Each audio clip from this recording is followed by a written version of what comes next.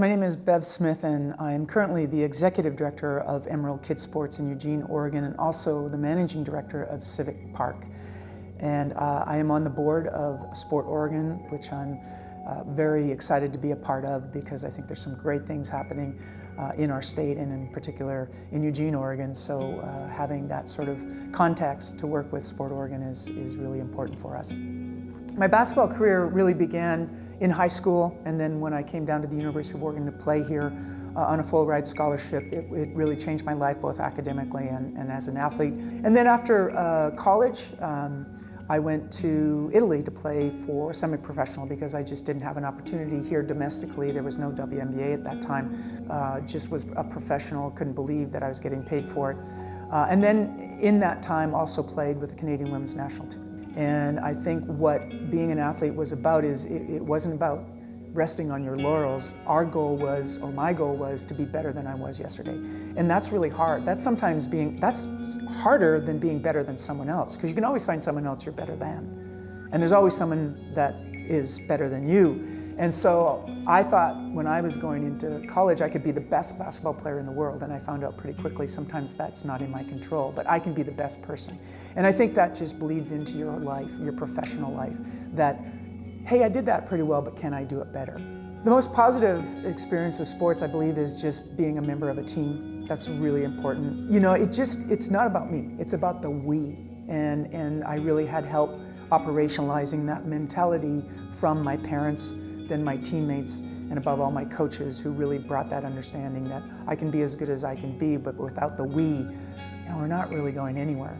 Well, it was an honor to return to the University of Oregon as a former player, a former alumni, to have that opportunity to come back as a coach to try and recruit and bring young women into the program that I know had such an impact on me in becoming not just a better athlete, but also a better person, a better student, a better citizen of the world was really exciting.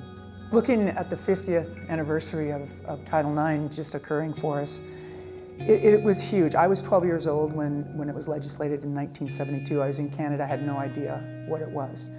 And so I did some research because I thought it was fascinating and came to know that really it was an education legislation. And so it passed, and then people came to realize that it was all about athletics. But really it's an education opportunity. It gives you a chance to have an education, and who doesn't want that for both boys and girls?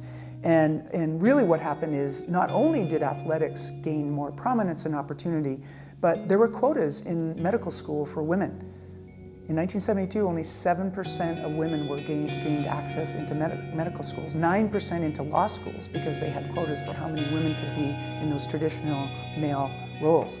In 2022, over 50% of law students and medical students are now women. Over 50% of college students are women. 51% are student athletes. So you can see that it's just given an opportunity for women to get in the door, a chance to learn. KIDSPORTS is an incredible organization. I'm honored and proud to come to work every single day. We have an organization that dates back to 1954, where some founding fathers and mothers said, hey, we want a place where our kids can play and have fun. This is an incredible facility. This facility, we started fundraising in 2014. A number of us citizens got together and said, we need more gyms. We're about 12 gyms short in serving our community. We're about 5 turf fields short. We want to build a complex where our community can come out and play, develop, and have fun. And so we set out on a $30 million capital campaign. It is privately funded by donors in this community. We now have 4 courts. We now have a field. As you can see, we get to see and interact with kids every day. So we kind of brought the kids into our daily lives with KIDSPORTS Fieldhouse being on site. We are Tracktown USA here. Sport Oregon has been really, I think, innovative in promoting that, not just to the state of Oregon, but with the World Championships coming here. The Sport Oregon with Jim Etzel's leadership has really, I think, pushed the needle on, yeah, we're good enough to have the 2019 NC2A tournament here. We're good enough to have the NC2A tournament Final Four, and why not?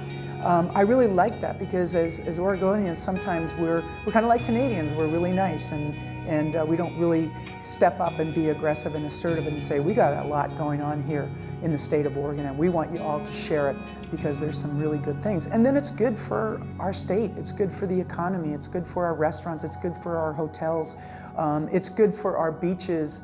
I really think that Oregon has a lot to showcase, and by bringing people here with an exciting sporting event, whether it be golf or race car or basketball, bowling, you know, that's an opportunity to showcase all that we have. All of us that are in the industry of sport, whether it's at the youth level or it's at the higher level in college, whether it's just an organization like Sport Oregon, I just think we have an obligation to our children. I'm really a fundamental believer that if you can have healthy, active kids, you will have healthy, active adults. And so with Sport Oregon bringing these kind of events into your community, it taxes families to take a look at why are these young women and men who play sports successful. And so that's where I think it trickles down to for me. It's about our children, seeing examples of healthy, active lifestyles and pursuing them that I think can help them in all aspects of their life.